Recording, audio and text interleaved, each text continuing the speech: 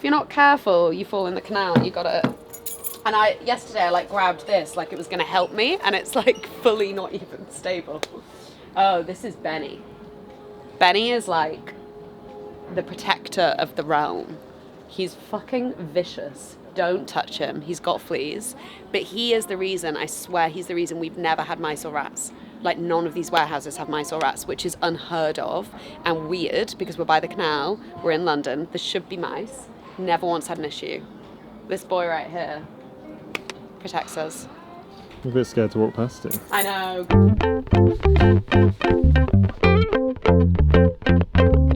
It's my birthday today. I turned 32 today. So in honor of that, we're gonna make a cake. And we're making a recipe from my book. I'm not a cake person. I'm just not a sweet person. I'm a savoury, salty person. But there are a few cakes I like, and on my birthday, I would either have the raspberry sponge, which is a pudding that my grandma makes, which is in the book, or this cake. And I'm making the cake today because that's what I was craving. So it's a summer fruit cake. It's a browned butter, almond, and summer fruit cake. And it is kind of like a dense, chewy, nutty, kind of like not overly sweet, damp kind of cake that is perfect with a dollop of creme fraiche. In the summer, if this was the peak of summer, I would be using fresh peaches and fresh raspberries. But because we're in spring and they're not in season yet, I'm using tinned peaches, which makes it a lot cheaper. And frozen fruit, again, cheaper. So you can make this cake any time of year, but if you're not in like July, August in Europe, then I would use frozen or tinned fruit. So I have got my oven preheated. I've got my tray ready to go. I've got all my ingredients mise en place, which basically just means I've weighed them out. I've got them ready. And this, I talk about this in the book, this is the key to success in the kitchen. If you're any recipe I make, I always gather my ingredients in their prepared, described forms before I do anything. So I've like turned the oven on half an hour ago because I need it hot for when I'm ready. I have lined and greased my tin, so it's ready to go. And then I've got all my ingredients ready in little bowls so that, you know, I can just like whack them in, get going. Everything's gonna come together quickly. It's gonna go into the tin, it's gonna be in the oven, and before we know it, the cake is ready. And if I hadn't have done this, it would have taken a lot longer and it's a little bit messier and you might like miss a couple of ingredients. So the first thing we're gonna do is brown our butter.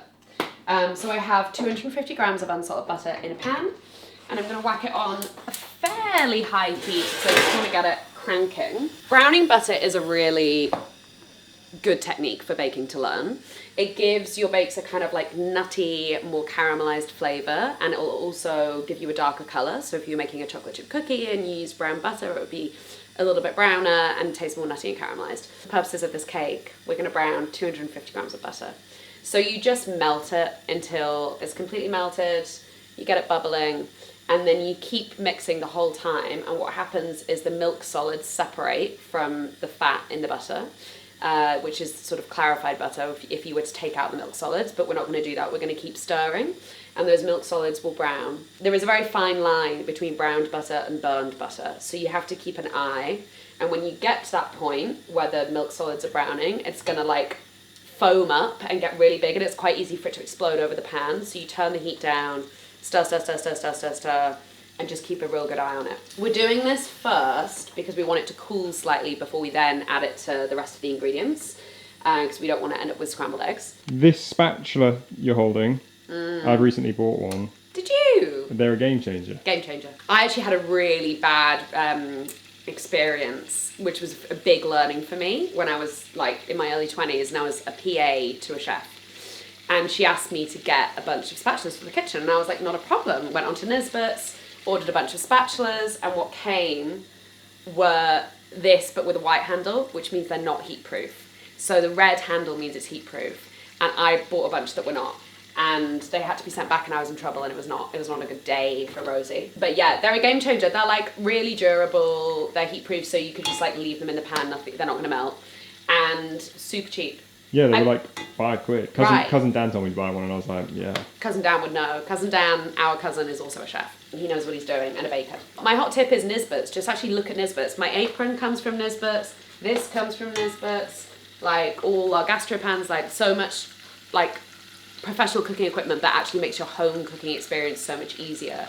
And it's oftentimes cheaper than if you were to get like a kind of designed spatula from like John Lewis or whatever, and that doesn't even work that well. This is not sponsored, but I wish it was. Okay, so to the batter of our cake mix. We are browning our butter, that's happening in the background. We're now gonna whisk together the icing sugar, ground almonds, tiny bit of plain flour, and a pinch of salt. Icing sugar needs to be sieved, and I would just recommend not to skip this step. It is tempting. I often, don't want to do it, but it's worth it because if you don't, you're going to get hard lumps of icing sugar in your cake, and it's going to be visible in the crumb. When you slice into it, there'll be like little white spots of icing sugar, and it's not sexy. And actually, I never sieve flour. When it says sieve your flour, I never do that. I just whisk it because that does the same job. But with icing sugar, you really do need to sieve it. That bubbling of the butter makes me nervous from the last episode. We're good, don't worry, we're good. It's not even fully melted yet, but I've turned it right down. So we have 200 grams of ground almonds. Goes in. I'm gonna do a little pinch of salt. And my pinches, I think, are quite generous, but I like a salty pudding. Another one. What's 4 times 5? Is it 20? Yes. And what's that into 80? What do you mean? Oh, What's 5 into 80? Oh god. Yeah. Can you tell that none of us did maths? 16 fives go into 80. Okay. 16 teaspoons of plain flour is in this recipe, which is not a lot, because I would say it serves 8. So you've got 2 teaspoons of flour per slice of cake, which makes it very low in gluten. It is not safe for a celiac, obviously. But if you have like a gluten intolerant friend who likes to avoid gluten or doesn't eat very much of gluten, or just like would not eat an entire pizza but they're not actually allergic, this is a good cake to make for them because it really is a small amount, but it just kind of binds everything together. If the flour wasn't there, I don't think it would hold. I've never experimented, and I'm sure actually you could substitute the plain flour for plain gluten-free flour and that would work if you were making it for a celiac. But yeah, the amount is minimal. And what's quite good actually is if you're using a glass bowl, you feel like you've done all your mixing, and then you have a little look. Actually, I've done quite well, but you can see there's like patches here that have not been incorporated. So, keep going until you truly have got everything really well mixed. I'm gonna add the egg whites and the vanilla, and then just keep stirring to combine. It's gonna feel really stiff. It's not a runny mixture. So I have 220 grams of egg whites here. You're obviously gonna have yolks that you're not using. I had 6 spare yolks. And what I've done is I've cured them, which is a very cool chefy technique thing, which is so fucking simple, it just takes time. And I don't know if this will be out by the time this video comes out, but basically I'm gonna write a whole newsletter on curing egg yolks for Ben Lippett's Substack, which is called How I Cook. So watch out for that because it's a really good use for your leftover yolks. Like, we're not wasting them, we're not putting them in the bin. So we add in our egg whites. Have a little look at the butter. So like the butter is melted, but it's not changed color. And you can't even really see the milk solids, which will look like sort of floating white lumps almost. So at this point you want to just keep cooking, keep stirring, keep an eye on it. And the brown is going to sort of cling to the bottom of the pan. It's almost like burning. So you kind of want to scrape up the brown as it starts to happen. It's not happened yet, so we'll come back to this. So we want 3 teaspoons. This is vanilla bean paste, which I recommend using over extract and syrup. It's a better flavor. It's more expensive, but I think it's worth it. So you're just going to fold the egg whites and the vanilla into your dry ingredients. And it's not going to feel like a cake batter. You're going to worry, you're going to think, what have I done wrong? It looks almost like the beginning of pastry, but just trust the process. It's all going to come together.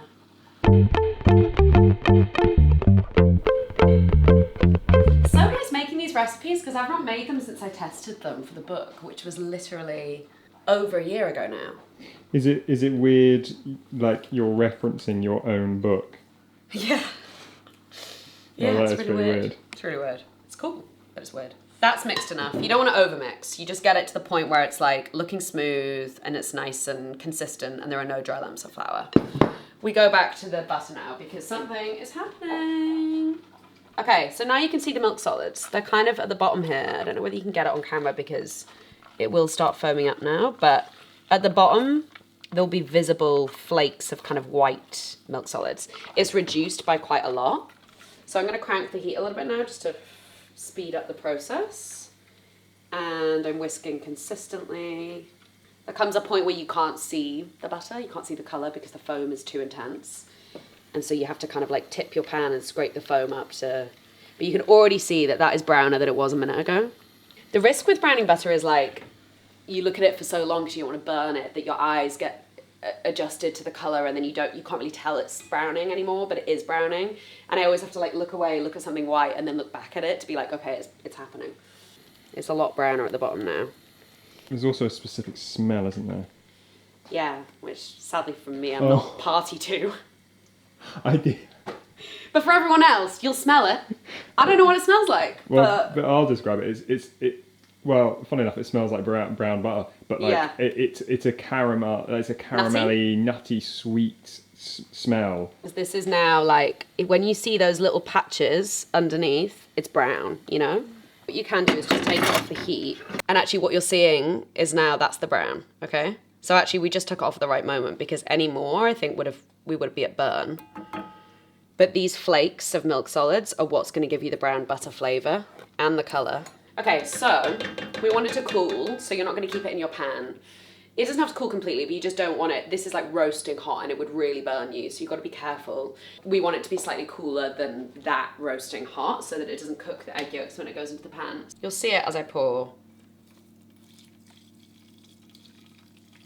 All the brown bits are here. So you want to scrape out your pan and make sure you get all of it. Okay, so we'll just let that cool, do its thing.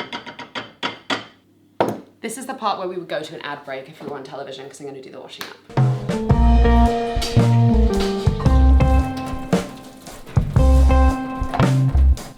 I would say on top of mise en place, mise en place, very important, weigh your ingredients, get everything going. Second important thing to do, clean as you go, because your life will be so much nicer. All these bowls, get rid. Yeah, does it feel weird being back from Rome? I feel like it was such a singular and like specific experience, and my life here is so, like, formulaic sounds negative. I don't mean it in a bad way, but like there are things I have to do every week, and while every day looks different, you know, I love my routine of going to my yoga studio or like running in the park. And now that spring has finally sprung and the weather is nicer and like the daylight is earlier, like waking up to the daylight has been such a joy. And I just think leaving in February is so good because you come back when it's just getting good and like you skip the really bad bit. It did feel weird, but now it feels normal and it's a busy time of year, you know. My book comes out in 2 weeks. Whoa. Which is crazy, and there's a lot going on for that. Actually, this is a good time to mention the pre-order competitions, which if you've not entered them, you should, because the prizes are really, really good. You could win 2 seats to the supper club in July with a stay at a hotel in Mayfair, the Lime Tree Hotel. It's pretty good. Basically, if you pre-ordered the book, you just prove you pre-ordered it, and then you're automatically entered into all these competitions. I've pre-ordered the book. Do I? Have you? Am I technically allowed to be in the competitions? Yeah. Okay. Anyone who ordered it. Sweet. I actually haven't read the T's and C's. I should read them. Yeah, like... It might be one of those ones where it's like family members are exempt or something. So if I win the hotel... But the thing is, you'll be at the supper club anyway. Oh, so yeah. I don't know if well, if I the win best that, winner. it means I won't have to work it. True, which is not in my interest, so I would say no, you're not eligible. Sorry. Okay, wonderful. Not eligible. I'll cancel my pre-order. Yeah, okay. Yeah, so when you're releasing a book, pre-orders are like the big deal. They're a really big deal, and it's like, I never understood why. I think the publishing industry at large have done a bad job of explaining why, because it's all a bit like vague, or at least my perception of it as a reader, as an audience member, was vague before I then had to explain it to other people. But the short story is that if your book is pre-ordered thousands of times before it's released, that indicates to booksellers and book buyers, so the people literally in a bookshop, that there's excitement about the book. And then they order more books. And then it's like a snowball effect. So like Waterstones will place more orders themselves if they have lots more pre-orders, if they, you know, can see that people are really excited about the book. But then in addition to that, so it's like, you know, more copies of the book will then eventually get printed, and then more in circulation, and then more people read the book, and it's all good. But in addition to that, which was I've never understood before, bestsellers list, so like the Sunday Times bestsellers list, I don't know if it's the same in America, but it would be the New York Times bestsellers list.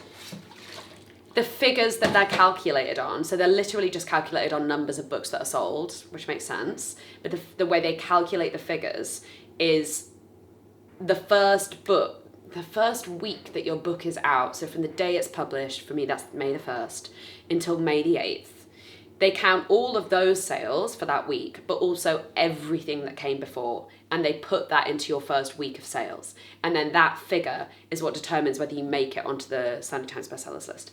And that's the key bit I just didn't know beforehand. And now it makes sense, because obviously everyone wants to be a bestseller. So if you know anyone that's written a book or is releasing a book, pre-order it, because it helps a lot. It's a nice thing to do. Okay, I won't cancel mine. Please don't cancel it. Just don't. Please. Can't really cook in filth. It stresses me out too much. We're going to pour our browned butter into the cake mixture. And it will still be warm, but it's not crazy. So that goes in. Make sure you get all these little flaky bits at the bottom, because that is the flavour. And then we'll just fold this in nice and gently. And you want to make sure it's like fully mixed in. So right now I have like a little moat of browned butter on the edge, which is not yet fully incorporated. And you don't want that, because you basically need the mixture to be emulsified. I'm not a science person, but I think it just means that the fat has kind of bound itself into the rest of the mixture and it's not separated. If it's separated, it's not been emulsified, basically. Okay, this is a good spot that we're looking at, you know? There's no streaks of butter separated from the mix. It's like quite sort of caramelly and fudgy. So we're gonna pour it straight into our lined cake tin. I always think it's so sexy. Ribbons of cake batter. Now we're going to pop this in the fridge for 15 minutes, because we just want it to firm up slightly. It's a little bit liquidy and I want it to kind of set. Quite a lot of clinking when you open that. Do you know what it is? Pierre's kombucha. Oh. He has 1, 2, 3, 4, 5, 6, 7, 8 bottles of kombucha in there. They're on offer. 15 minutes has passed. And this is the fun bit, okay? You're just gonna take your peach slices and your berries, whether you're using fresh or frozen or tinned, whatever you're doing. I think the peach, this is the best slice for it, which just so happens to be how they slice in a tin. Because it's like, firstly, very beautiful, half moon, I like it. But when you slice into the cake, you get a good amount in each slice, and it's very pleasing. I'm gonna just do it quite like random, loosey-goosey. I would say half tin. And then I'm just gonna poke all of these pieces just sort of halfway, just so they're like semi-submerged. You don't want them all the way at the bottom, but not sticking out either. And we're gonna do the same with the berries. And the color is really beautiful. Poke those in a little bit as well. And what's so nice about this cake is that, you know, some of the berries will sink to the bottom, some will stay at the top. And in every slice, you should have the perfect kind of combo of peach and berry. Eat the rest of the peach, drink the berry juice. We're gonna pop it in the oven. The total cooking time is an hour and 15 minutes, which is quite a long time for a cake, but we're baking low and slow. We're on 170 degrees Celsius. What can happen is that the cake might brown on top before the hour and 15 is up, but you need the full hour and 15 to set in the middle. So after 50 minutes, we may well tent it with some foil. For now, I'm gonna put it on a tray, a baking tray, and I do this with all my cakes because it's easier to get them in and out of the oven. If you've got oven mitts on and you're trying to like grab hold of a really hot tin, it's like sometimes just a bit horrible and stressful. So put your cakes on a tray, is my tip. I always bake cakes in the middle of the oven It's where you're going to get the most consistent heat. What I will say is that my oven is neither consistent in any part of the oven. I was in touch with Rangemaster and they think it's one of the oldest ovens of theirs, like in circulation, which is pretty cool. It's very hot up top, so I kind of have to foil all of my baking, but I've tested this in a normal convection fan electric oven, and you need to tent it whatever you're doing, so come back for the foil moment. So I was just coming out here to do some B-roll and Yeah. seems to be some It's sort of like the building. Hacienda, the nightclub. Do you know what I mean? But yeah, we have scaffolding in the whole warehouse. It goes all the way up to the roof, and it is not great. Feels like I'm living in a game of Tetris. It's a hazard. They've done their due diligence and put this foam on it so we won't hit ourselves. But like tripping on this is definitely a hazard.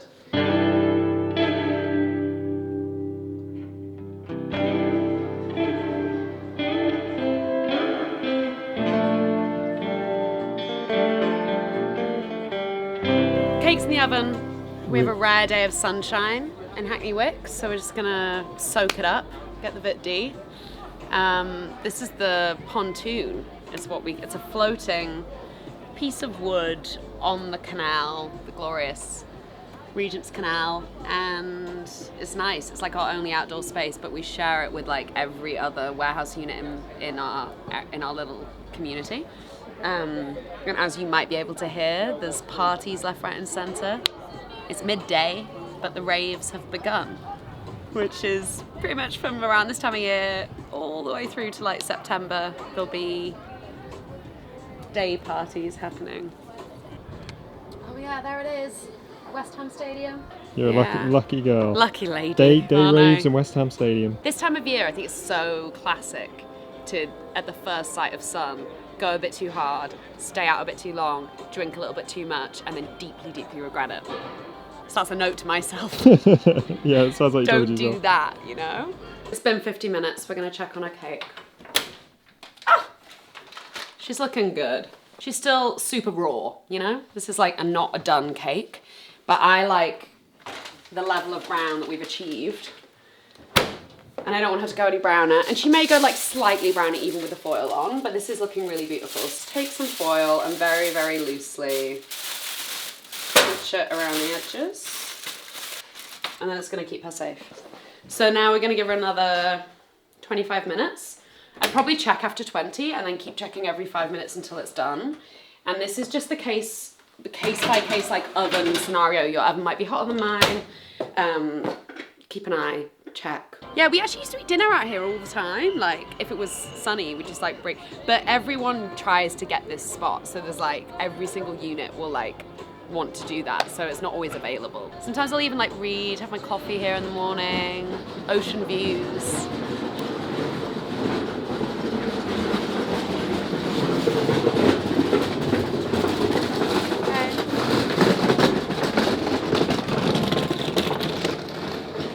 Peaceful, really peaceful. It's the London high life. Last year I was at home in Yorkshire and we were shooting the book on my birthday, which was a really nice way to spend, honestly, but I'm kind of gearing up for next year maybe not to be working on my birthday. That would be nice. 2026. No work, please. But yeah, it's nice. It's a chill day. It's always good being with you, Jake. Doesn't feel like work, you know? No, Just share my birthday with you. Hanging out, yeah, innit? just hanging out. Okay, I've reached anxiety level. I think we go back in and check on the cake Okay, now. peace and tranquility is over. Well, it's been an hour and 15 minutes, so we're gonna get our cake out the oven. It's looking a little bit more coloured on top, and it's bouncing back, and it's less kind of feeling less custardy. It feels set now to me. So I'm gonna let this cool completely, and I'm gonna just take it out of the kitchen and put it in the main space of the building where it's a bit cooler, just to speed that up. Wow, looks like a nice place to cool it. So if you don't have a building site at home, where would you suggest? I don't know, your garden? If my garden was like a safe zone, I'd put it there, but it's not. Here's the finished cake. It's cooled. She's golden. She's perfect. Oh gosh. It's my birthday, isn't it? Gotta celebrate. Oh, you're putting your own candle on your own cake. It's tragic, isn't it? I baked my own cake. I put the candle in it. Yeah, no one's here. Yeah. Okay.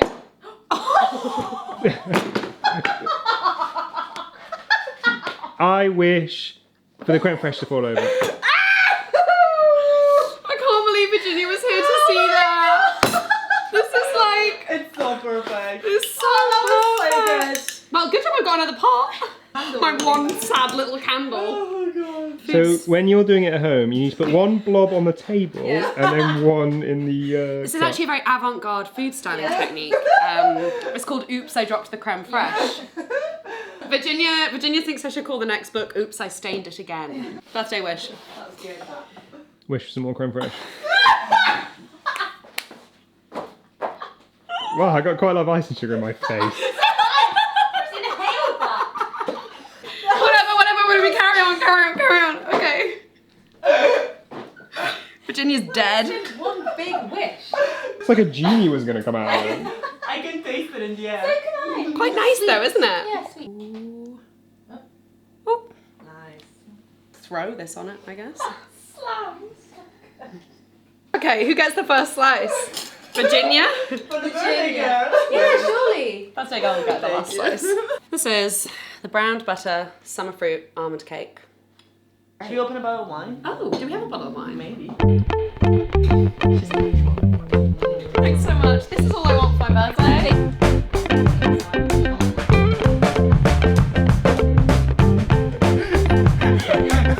Jake, how did you hire work? Wait, is it? Oh, it is. No, actually, generally it's like this. And her ego's real small. All right. Adaptable. You've got a minute and 20 of this now. Brilliant. Brilliant. Perfect.